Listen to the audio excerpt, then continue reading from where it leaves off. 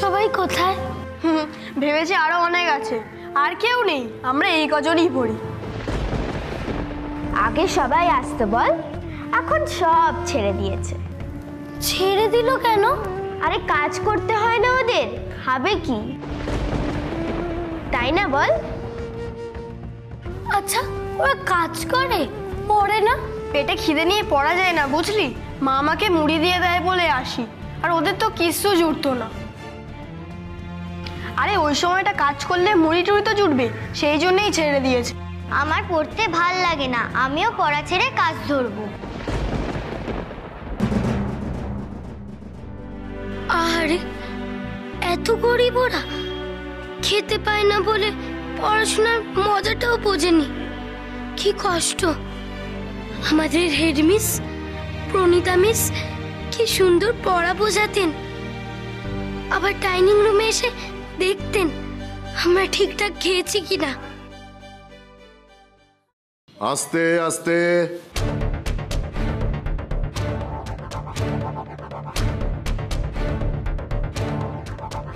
হ্যাঁ বসো বসো বসো, সব খাতা খুলে 12র নামটা লেখো, কেউ ডিস্টার্ব করবে না, হ্যাঁ একদম যেন আওয়াজ না পাই।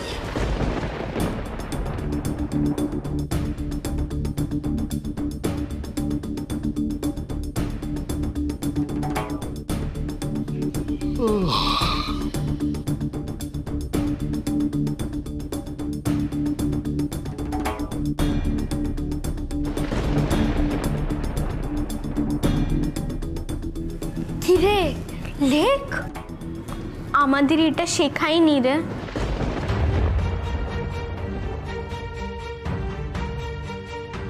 স্যার নামটাটা একবার শিখিয়ে দেবেন? স্যার একবার শিখিয়ে দিন না। এই চুপ কর চুপ কর, না না থাম না।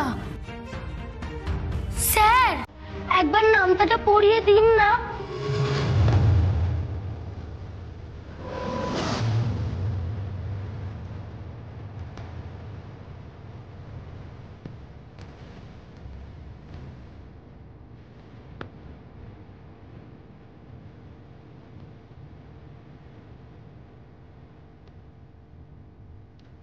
নতুন আমদানি মনে হচ্ছে। বাহ, মুখে তো একেবারে খই ফুটছে। কি নাম তোমার? আলো। আসলে স্যার আমি বলছিলাম কি। চুপ, তুমি বলে দেবে আমি কিভাবে পড়াবো। কান ধরে দাঁড়াও। স্যার আপনি না শিখিয়ে দিলে ওরা কি করে শিখবে বলুন স্যার? তা তুমি শিখে বসে আছো তো? জানো 12 ঘরের নামটা জানো? হ্যাঁ স্যার আমি 12 ঘরের নামটা জানি। ব্যাস, তাহলে তো হয়েই গেল। তুমি একটা কাজ করো, তুমি বরং ওদের শিখিয়ে দাও। আমি কি আপনার মতন শিখিয়ে দিতে পারি বলুন স্যার ওদের? আপনি তো হলেন গুরু, গুরুস্থান সবার উপরে। বাহ, বেশ পাকা পাকা কথা বলতে শিখেছো তো। বেরো বেরো ক্লাস থেকে, যাও। এই ক্লাসে আমি তোমায় দেখতে চাই না, যাও। কি ব্যাপার, কি হয়েছে বিলাস বাবু? কি হয়েছে সেটা তো আপনি বলবেন। এই সেশনের মাঝখানে কোথা থেকে ধরে আনেন সব? না মানে একটা স্পেশাল রেকমেন্ডেশনে। আরে রাখুন তো আপনার রেকমেন্ডেশন। শুনুন, 15 বছর ধরে গাধা পিটিয়ে ঘোড়া করে দিচ্ছি, আর এখন আমাকে ওর কাছ থেকে শিখতে হবে যে কিভাবে পড়াতে হয়। কি হলো? তোমাকে বললাম না যে ক্লাস থেকে বেরিয়ে যেতে? যাও। না মানে ও হচ্ছে ওই অলোকেন্দু বাবুর আত্মীয়, ওনার সুপারিশেই তো ও এখানে এসেছে। তাই 7 খুন মাপ। এরকম যদি আর কখনো দেখি না। ঠিক আছে ঠিক আছে ঠিক আছে, আমি ওকে বুঝিয়ে বলছি, আপনি দাঁড়ান আমি ওকে বুঝিয়ে বলছি। হ্যালো মা, আয় আমার সাথে আয়, চল আয়।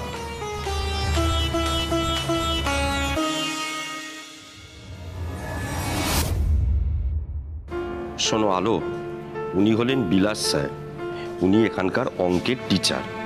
ওনার মুখে মুখে তর্ক করবে না, কেমন? তর্ক তো করিনি। আমি যেটা বলছি সেটা শোনো। উনি এখানকার সিনিয়র টিচার, উনি যেটা বলবেন তুমি চুপচাপ সেটা শুনবে। আমিও ওর কথা শুনি। তুমি তো এখানে নতুন এসেছো মা, তুমি কিছুই জানো না। উনি খুব ভালো টিচার। ওনার একটা কোচিং সেন্টার আছে, সেখানকার স্টুডেন্টরা বোর্ডের পরীক্ষায় খুব ভালো রেজাল্ট করে। কিন্তু স্যার, যারা কোচিংয়ে যেতে পারে না তারা তাহলে কি করে শিখবে? কে আর শিখবে? ছাত্রছাত্রী বা কোথায়? স্যার, যারা ছেড়ে দিয়েছে তাদের যদি আমরা বোঝাই পড়াশোনা করা কত দরকার, তাহলে ওরা আসবে না। বাহ, এ তো প্রথম দিন স্কুলে এসে একেবারে বিপ্লব শুরু করে দিয়েছে।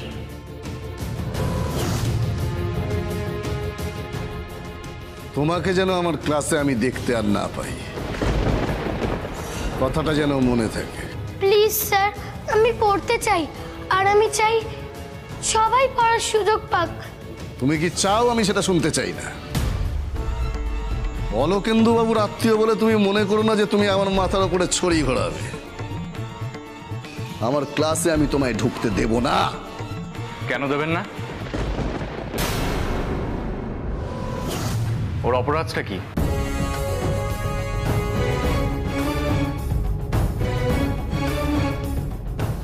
আপনি কি? আমি অনিশ, অলোকেন্দু অধিকারীর ভাই।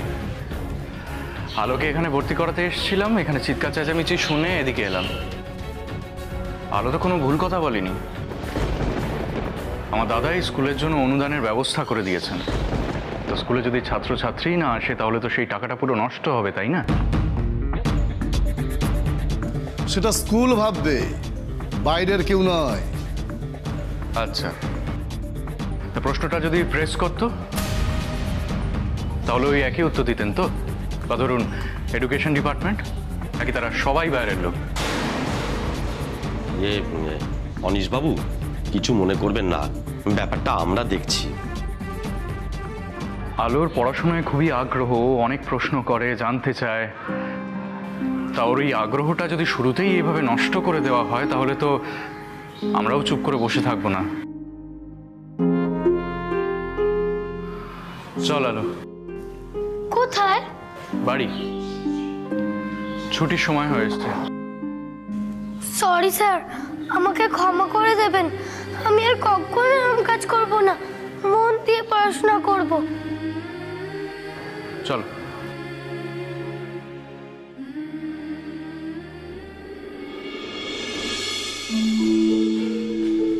আপনি ব্যাপারটা বোঝার চেষ্টা করুন একটু।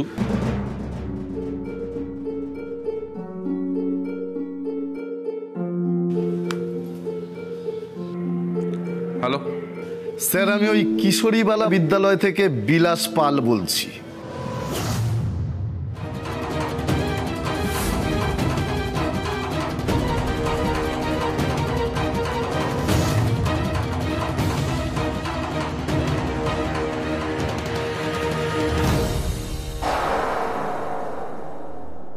এবার থেকে না, এবার থেকে রোজ আমি তোকে স্কুল থেকে নিয়ে আসবো।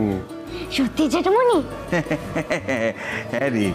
আর ফেরবার পথে কি বলতো, দুজনে মিলে চুপি চুপি আইসক্রিম খাবো। সত্যি খুব মজা হবে জেঠুমনি। মজা হবে তো। জানিস, আমার যখন ছোটবেলা ছিল তখন আমি ওই বন্ধুদের সঙ্গে ওই স্কুল থেকে ফেরার পথে নদীর ধারে বসে এরকম চুপি চুপি ওই আইসক্রিম, ফুচকা, আলু কাবলি, হজমি এইসব খেতাম। তোর কথা দেখে মনে পড়ে গেল। আমাকে কিন্তু নিয়ে আসতে হবে, হ্যাঁ?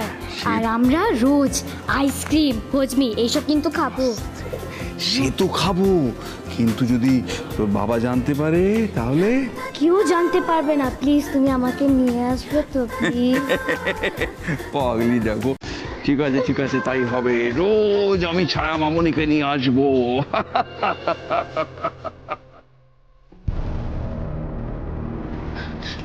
শোনো না, বলছি তুমি এত রাগ করো না গো।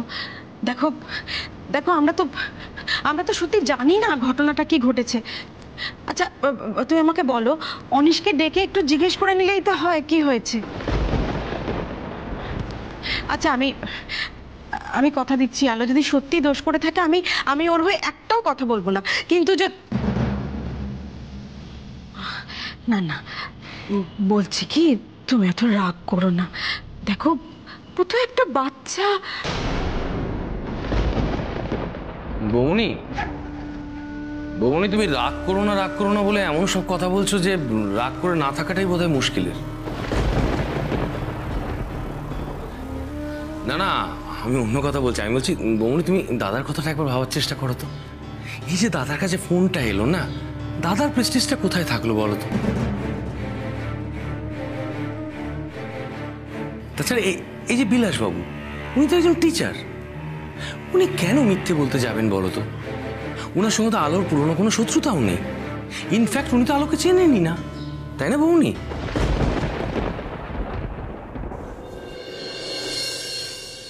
আলোর ব্যাপারে কি কথা হচ্ছে শুনলাম? মৈত্রী, কি হয়েছে? কি করেছে আলো? তুমি এখনো এখানে দাঁড়িয়ে কেন?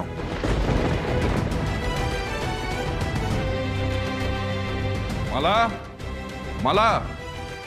হ্যাঁ মিস্টার, বলুন। ছায়াকে নিয়ে ঘরে যাও। ঠিক আছে।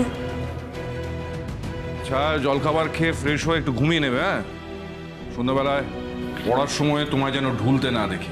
চলো ছায়া দিদি।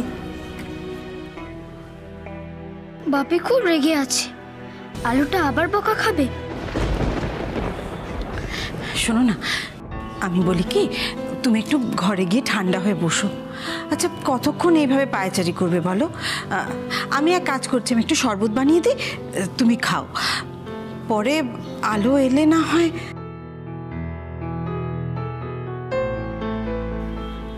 দাদা ভাই, মেসি ঠিক বলেছে গো, তুমি এতটা স্ট্রেস নিও না, মানে একটু মাথাটা ঠান্ডা করো, নাহলে তোমার প্রেশারটা আবার বেড়ে যাবে। আমি একটু শরবত করে নিয়ে আসি, আমি এক্ষুনি। আমি একটা প্রশ্ন করেছিলাম, কেউ কি উত্তরটা দেবে? দিচ্ছি বর্দা, আর একটু অপেক্ষা করো। অনিশার আলো আসুক, তারপর দিচ্ছি। কেন দাদা, অনিশকে কিছু করেছে নাকি? না না, ছেলেটা বড্ড পেকেছে, ভয়ঙ্কর পেকেছে। বৌমনি, কিছু মনে করো না, বলতে বাধ্য হচ্ছি। তোমরা না আলোকে একটু বেশি প্রশ্রয় দিচ্ছ। দেখো বৌমনি, তুমি ওকে অনাথ আশ্রমে রাখতে চাও না, খুব ভালো কথা, রেখো না। অনেক তো ভালো ভালো বোর্ডিং স্কুল আছে, তো সেখানে তো রাখাই যায় ওকে। কি দাদা, রাখা যায় না? দেখো বৌমনি, আমাদের কিন্তু তেমন কিছুই ফেস করতে হচ্ছে না। যা হ্যাপা পোহাতে হচ্ছে সবই কিন্তু দাদাকে, আর সবাই বদনাম দিয়ে শুরু। এরপর যদি আরো কমপ্লেন শুনতে হয় দাদাকে, তখন ওইটুকু একটা বাচ্চা মেয়ে, ছায়ার মতোই বয়স হবে, ও আবার এমন কি করলো যে? না না অনু, ওইটুকু মেয়ে করো না, ওইটুকু মেয়ে অনেক কিছু করতে পারে। তুমি তো এসছো সবে 1-2 দিন, তুমি কি করে জানবে বলো তোর ব্যাপারে? আজ প্রথম দিন স্কুলে গেছে ওই মেয়ে, গিয়ে টিচারের মুখে মুখে তর্ক করে এসছে। আমাদের ছায়া যদি হতো, সে পারতো কোনোদিন? পারতো বলো? আমার দাদাকে কোনোদিন ছায়ার নামে কোনো কমপ্লেন শুনতে হয়েছে? আলো কিন্তু ঠিক কি করেছে তা আমরা এখনো কেউ জানি না ঠাকুরপো। কোনো প্রমাণ ছাড়া একটা বাচ্চা মেয়েকে তুমি এভাবে সবার সামনে ছোট করতে পারো না। তুমি সুদিনকে শাসন করতে পারো খোকো, কিন্তু আমাকে শাসন করার চেষ্টা করো না। আলো বাড়িতে এলে যা করার আমি করব, তোমরা কেউ তার মধ্যে ঢুকবে না।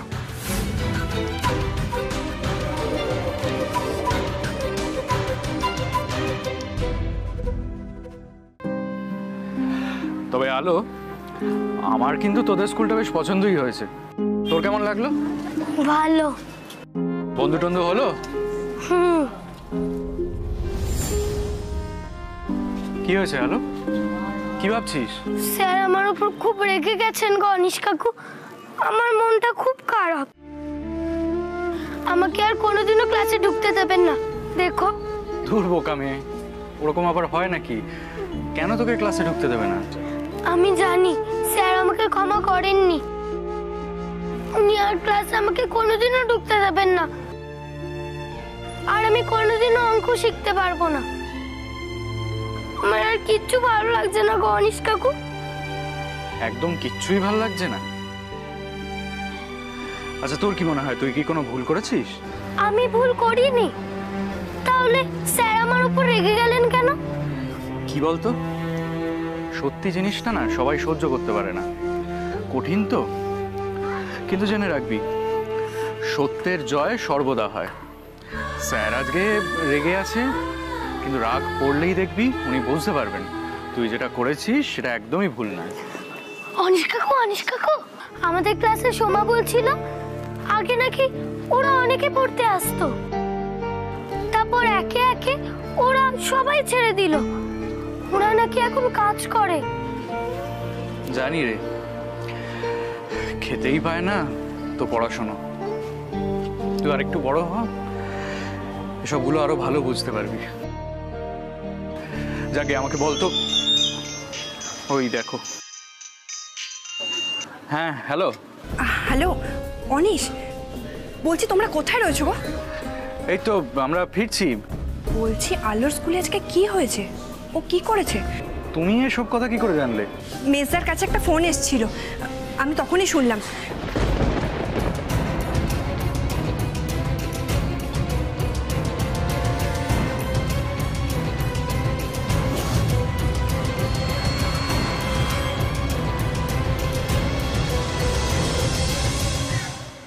আলোর নামে সব বলে দিল?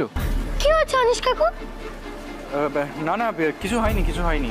না কিছু হয়েছে, তুমি কিছু লুকাচ্ছ, বলো না প্লিজ কি হয়েছে? আরে বাবা কিছু হয়নি, বলো প্লিজ। স্কুল থেকে ওই বিলাস স্যার মেজদাকে সব বলে দিয়েছে।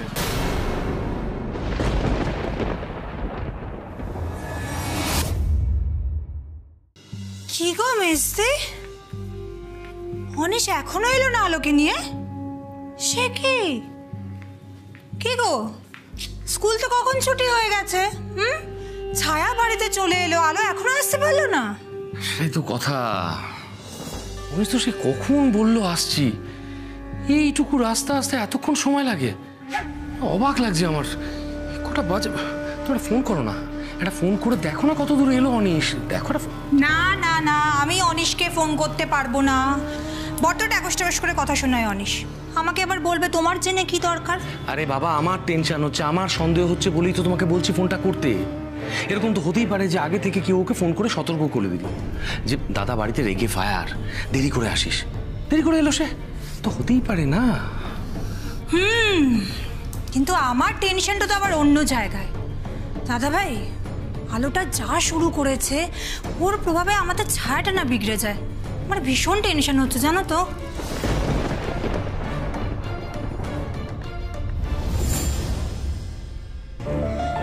আলো এলো কিনা কি জানে।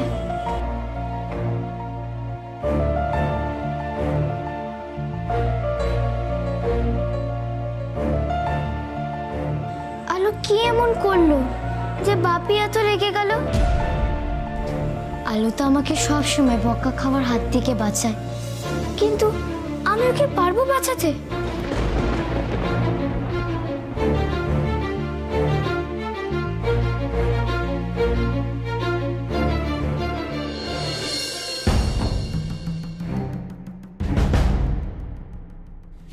হ্যালো, দাঁড়াও, আগে আমি ওর সঙ্গে কথা বলবো। মেজদা, আমি বুঝতে পারছি যে আজকের ঘটনাটা তোমার কানে এসছে, কিন্তু বিশ্বাস করো মানে আলোর কিন্তু এতে কোনো দোষ ছিল না। একবার আলোর আর আমার কথাটা তুমি যদি একবার শোনো তাহলেই তুমি বুঝতে পারবে। আমি কি তোকে কিছু জিজ্ঞাসা করেছি না বলতে বলেছি? বলিনি তো, তাহলে চুপ করে থাক। আজকে যা বলার আমি বলবো। বিলাস বাবু,